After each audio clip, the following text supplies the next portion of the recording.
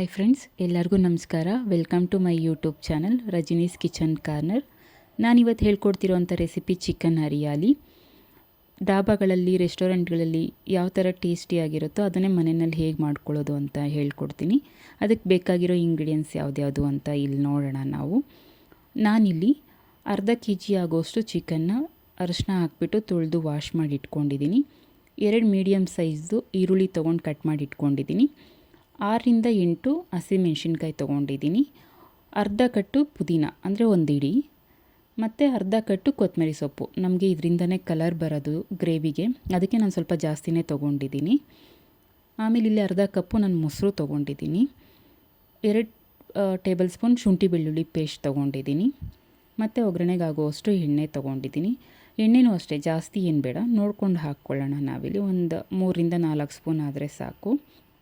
ಆಮೇಲೆ ನಾನಿಲ್ಲಿ ಪಲಾವ್ ಎಲೆ ಒಂದೇ ಒಂದು ತೊಗೊಂಡಿದ್ದೀನಿ. ಚಕ್ಕೆ, ಲವಂಗ, ಒಂದು ಏಲಕ್ಕಿ ತೊಗೊಂಡಿದ್ದೀನಿ. ನಾನು ಸ್ಪೈಸಸ್ ನೋಡಿ, ನಾನಿಲ್ಲಿ ಗರಂ ಮಸಾಲ 1 ಟೇಬಲ್ ಸ್ಪೂನ್ ಖಾರದ ಪುಡಿ, 1/4 ಟೇಬಲ್ ಸ್ಪೂನ್ ಜೀರಿಗೆ ಪುಡಿ, 1.5 ಟೇಬಲ್ ಸ್ಪೂನ್ ಧನಿಯಾ ಪುಡಿ ತೊಗೊಂಡಿದ್ದೀನಿ. ರುಚಿಗೆ ತಕ್ಕಷ್ಟು ಉಪ್ಪು ತೊಗೊಂಡಿದ್ದೀನಿ. ಇವಾಗ ಇದನ್ನು ಹೇಗೆ ಮಾಡೋದಂತ ನೋಡೋಣ. ನಾನಿಲ್ಲಿ ಮಿಕ್ಸಿ ಜಾರ್ಗೆ ಪುದೀನ ಹಾಕ್ಕೊಂಡಿದ್ದೀನಿ. ಆಮೇಲೆ ಕೊತ್ತಂಬರಿ ಸೊಪ್ಪು ಹಾಕ್ಕೊಂಡಿದ್ದೀನಿ. ಹಸಿಮೆಣ್ಸಿನ್ಕಾಯಿ ಹಾಕ್ಕೊಂಡಿದ್ದೀನಿ. ಖಾರ ನೋಡ್ಕೊಂಡು ಹಾಕ್ಕೊಳ್ಳಿ, ಯಾಕಂದರೆ ನಾವು ಗರಂ ಮಸಾಲ ಮತ್ತು ಖಾರದ ಪುಡಿನೂ ಯೂಸ್ ಮಾಡ್ತಿದ್ದೀವಲ್ವ, ನೋಡ್ಕೊಂಡು ಹಾಕ್ಕೊಳ್ಳಿ. ನಮ್ಮ ಮನೆಗೆ ಸ್ವಲ್ಪ ಜಾಸ್ತಿ ಖಾರ ಬೇಕು, ಅದಕ್ಕೆ ನಾನು ಹಾಕ್ಕೊಂಡಿದ್ದೀನಿ. ಇವಾಗ ಮೊಸರು ಹಾಕ್ಕೊಳ್ಳೋಣ. ಮೊಸರಲ್ಲೇ ಗ್ರೈಂಡ್ ಮಾಡ್ಕೋಬೇಕು ನಾವು. ಮೊಸರೇ ಮೇಯ್ನ್ ಟೇಸ್ಟ್ ಇದಕ್ಕೆ, ತುಂಬ ಚೆನ್ನಾಗಿ ಬರುತ್ತೆ. ಅದಕ್ಕೆ ಸ್ವಲ್ಪ ನೀರು ಹಾಕ್ಕೊಂಡು ಇವಾಗ ಅದನ್ನು ಪೇಸ್ಟ್ ಮಾಡ್ಕೊಳ್ಳೋಣ. ನೋಡಿ, ಇವಾಗ ಪೇಸ್ಟ್ ರೆಡಿ ಆಗಿದೆ. ನಾರ್ಮಲಾಗಿ ನೀವೆಲ್ಲ ಹೇಗೆ ಗ್ರೇವಿಗಳಿಗೆ ರುಬ್ಕೊತೀರೋ ಅದೇ ಥರ ಪೇಸ್ಟ್ ಆದರೆ ಸಾಕು. ಇವಾಗ ಒಲೆ ಮೇಲೆ ಬಾಣಲಿ ಇಟ್ಕೊಂಡು ಅದಕ್ಕೆ ಸ್ವಲ್ಪ ಎಣ್ಣೆ ಹಾಕ್ಕೊಳ್ಳೋಣ. ನೋಡಿ ನಾನಿಲ್ಲಿ 3ರಿಂದ 4 ಸ್ಪೂನ್ ಅಷ್ಟೇ ಎಣ್ಣೆ ಯೂಸ್ ಮಾಡಿರೋದು. ಈಗ ಅದಕ್ಕೆ ಪಲಾವ್ ಎಲೆ, ಚಕ್ಕೆ, ಲವಂಗ, ಏಲಕ್ಕಿ ಅದನ್ನು ಹಾಕ್ಕೊಂಡು ಸ್ವಲ್ಪ ಫ್ರೈ ಮಾಡ್ಕೊಳ್ಳೋಣ. ಆಮೇಲೆ ಅದಕ್ಕೆ ಈರುಳ್ಳಿ ಹಾಕ್ಕೊಳ್ಳೋಣ. ಈರುಳ್ಳಿ ನಾನು ಅರ್ಧ kg ಚಿಕನ್ ತೊಗೊಂಡಿದ್ದೀನಲ್ವ, ಅದಕ್ಕೆ ನಾನು ಮೀಡಿಯಮ್ದು 2 ಸೈಜ್ ಮಾತ್ರ ಯೂಸ್ ಮಾಡ್ತಾಯಿದ್ದೀನಿ. ನಿಮಗೆ ಜಾಸ್ತಿ ಬೇಕಂದರೆ ಜಾಸ್ತಿ ಯೂಸ್ ಮಾಡಿ, ಯಾಕಂದರೆ ಸ್ವೀಟ್ ಬಂದುಬಿಡುತ್ತೆ ಗ್ರೇವಿ, ಅದಕ್ಕೆ ನಾನು ನೋಡ್ಕೊಂಡು ಇಷ್ಟನ್ನೇ ಯೂಸ್ ಮಾಡ್ಕೊತಾ ಇರೋದು. ಜಾಸ್ತಿ ಈರುಳ್ಳಿ ಬೇಕು, ಗ್ರೇವಿ ಜಾಸ್ತಿ ಬೇಕು ಅಂದರೆ ನೀವು ಈರುಳ್ಳಿ ಪೇಸ್ಟ್ ಕೂಡ ಹಾಕ್ಕೋಬೋದು, ಇಲ್ಲ ಅಂದರೆ ಹೀಗೆ ಮಾಡ್ಕೋಬೋದು. ಇವಾಗ ಈರುಳ್ಳಿ ಫ್ರೈ ಆದಮೇಲೆ ನಾನಿಲ್ಲಿ ಚಿಕನ್ ಹಾಕ್ಕೊತಾ ಇದ್ದೀನಿ. ಚಿಕನ್ ಹಾಕ್ಕೊಂಡು ಅದನ್ನು ಚೆನ್ನಾಗಿ ಫ್ರೈ ಮಾಡ್ಕೊಳ್ಳೋಣ. ಹಸಿ ವಾಸನೆ ಹೋಗೋವರೆಗೂ ಚೆನ್ನಾಗಿ ಫ್ರೈ ಮಾಡ್ಕೊಳ್ಳೋಣ. ಇಲ್ಲಾಂದರೆ ಚಿಕನ್ದು ಹಸಿ ವಾಸನೆ ಹೋಗಲಿಲ್ಲ ಅಂದರೆ ಸ್ವಲ್ಪ ಸ್ಮೆಲ್ ಬಂದುಬಿಡುತ್ತೆ, ಅದಕ್ಕೇ. ಇವಾಗ ಚಿಕನ್ ಸ್ವಲ್ಪ ಫ್ರೈ ಆದಮೇಲೆ ಅದಕ್ಕೆ ಶುಂಠಿ ಬೆಳ್ಳುಳ್ಳಿ ಪೇಸ್ಟ್ ಹಾಕೋಣ. ಶುಂಠಿ ಬೆಳ್ಳುಳ್ಳಿ ಪೇಸ್ಟ್ ನಂಗೆ ಮನೇಲಿ ಮಾಡಿರೋದೇ ಇತ್ತು. ನೀವು ರೆಡಿ ಇದ್ದರೆ ರೆಡಿ ಹಾಕ್ಕೊಳ್ಳಿ, ಇಲ್ಲ ಮನೆಯಲ್ಲೇ ಮಾಡಿರೋದಿತ್ತು ಅಂದರೆ ಶುಂಠಿ ಬೆಳ್ಳುಳ್ಳಿ ಪೇಸ್ಟ್ ಅದನ್ನೇ ಯೂಸ್ ಮಾಡ್ಕೊಳ್ಳಿ. ಇವಾಗ ಹಾಕ್ಕೊಂಡು ಅದಕ್ಕೆ ರುಚಿಗೆ ತಕ್ಕಷ್ಟು ಉಪ್ಪು ಹಾಕ್ಕೊಳ್ಳೋಣ.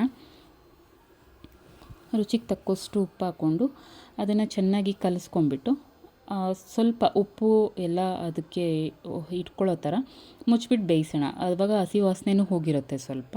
ಇವಾಗ ನೋಡಿ, ನಾನು ಮುಚ್ಚಿಬಿಟ್ಟು ಬೇಯಿಸ್ತಾ ಇದ್ದೀನಿ. 2 ನಿಮಿಷ ಸಾಕು. ಈಗ ನೋಡಿ 2 ನಿಮಿಷ ಆದಮೇಲೆ ತೆಗ್ದಿದ್ದೀನಿ. ಈ ಥರ ಬೆಂದಿದೆ, ಅಂದರೆ ತೀರಾ ಅಲ್ಲ.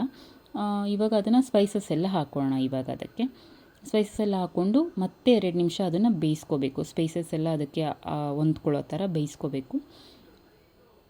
ಈ ಥರ ಆದರೆ ಸಾಕು. ಇವಾಗ ಮತ್ತೆ ಅದನ್ನು 1-2 ನಿಮಿಷ ಬೇಯಿಸ್ಕೊಂಡು ನೆಕ್ಸ್ಟ್ ಅದಕ್ಕೆ ರುಬ್ಬಿರೋದು ಹಾಕೋಣ. ಇವಾಗ ನಿಮಗೆ ಡಾಬಾಗಳಲ್ಲಿ, ಹೋಟೆಲ್ಗಳಲ್ಲಿ ಯಾವ ಥರ ನಿಮಗೆ ಟೇಸ್ಟ್ ಸಿಗುತ್ತೋ ಚಿಕನ್ ಹರಿಯಾಲಿ, ಮನೆಯಲ್ಲೂ ಅದೇ ಥರ ಟೇಸ್ಟ್ ಬರುತ್ತೆ. ನಾನು ಹೇಳಿರೋ ಥರನೇ ಮಾಡ್ಕೊಳ್ಳಿ, ತುಂಬಾ ಚೆನ್ನಾಗಿರುತ್ತೆ. ಇವಾಗ ಅದು ರುಬ್ಕೊಂಡಿರೋದು ಮಿಶ್ರಣ ಎಲ್ಲ ಹಾಕಿಬಿಟ್ಟು ಅದಕ್ಕೆ ಸ್ವಲ್ಪ ನೀರು ಹಾಕ್ಕೊಂಡು ಗ್ರೇವಿ ಥಿಕ್ನೆಸ್ ನೋಡ್ಕೊಂಡು ನೀರು ಹಾಕ್ಕೊಳ್ಳಿ.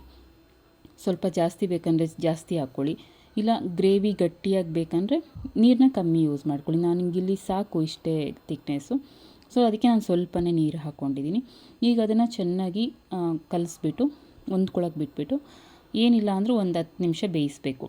ಅವಾಗವಾಗ ಕೈ ಆಡ್ತೀರಿ, ಇಲ್ಲಾಂದರೆ ತಳ ಹಿಡಿಯೋ ಚಾನ್ಸಸ್ ಇರುತ್ತೆ. ಮತ್ತು ಇವಾಗ ನೋಡಿ 10 ನಿಮಿಷ ಬೇಯಿಸೋಣ. ಮುಚ್ಚಿಬಿಟ್ಟು ನಾನು ಒಂದು 10 ನಿಮಿಷ ಬೇಯಿಸ್ತೀನಿ. ಇವಾಗ ತೆಗ್ದು ನೋಡಿ, ಅವಾಗವಾಗ ಕೈ ಆಡ್ತಾಯಿರಿ. ನೋಡಿ ಸ್ವಲ್ಪ ಸ್ವಲ್ಪ ಎಣ್ಣೆ ಬಿಟ್ಕೊತಿದೆ ಅಲ್ವಾ, ಇವಾಗ ಅದು ಆಗ್ತಾಯಿದೆ ಅಂತ ಅರ್ಥ. ಇವಾಗ ಮತ್ತೆ ಕೈ ಆಡಿಬಿಟ್ಟು ಮತ್ತೆ ಸ್ವಲ್ಪ ಹೊತ್ತು ಬಿಟ್ಬಿಟ್ಟು ಮತ್ತೆ ಅದನ್ನು ಓಪನ್ ಮಾಡಿ ನೋಡಿದ್ರೆ ಈ ಥರ ಆಗಿರುತ್ತೆ. ನೋಡಿ, ಎಣ್ಣೆ ಎಲ್ಲ ಫುಲ್ ಬಿಟ್ಕೊಂಡಿದೆ ಸೈಡಲ್ಲೆಲ್ಲ. ಈ ಥರ ಎಣ್ಣೆ ಬಿಟ್ಕೋಬೇಕು. ಈ ಥರ ಬಿಟ್ಕೊಂಡಾದ್ಮೇಲೆ ಗ್ರೇವಿ ರೆಡಿಯಾಗಿದೆ ಅಂತ ಅರ್ಥ. ನೀವು ಚಪಾತಿಗೆ, ಪೂರಿಗೆ, ದೋಸೆಗೆ ಅಥವಾ ಬಿಸಿ ಬಿಸಿ ಅನ್ನಕ್ಕೆ ಹೇಗೆ ಮಾಡ್ಕೊಂಡು ತಿಂದರೂ ಚೆನ್ನಾಗಿರುತ್ತೆ. ಮನೆಯಲ್ಲಿ ಒಂದು ಸಲ ಟ್ರೈ ಮಾಡಿ ಹೇಗಿದೆ ಅಂತ ನನಗೆ ಕಮೆಂಟ್ ಮಾಡಿ. Thank you.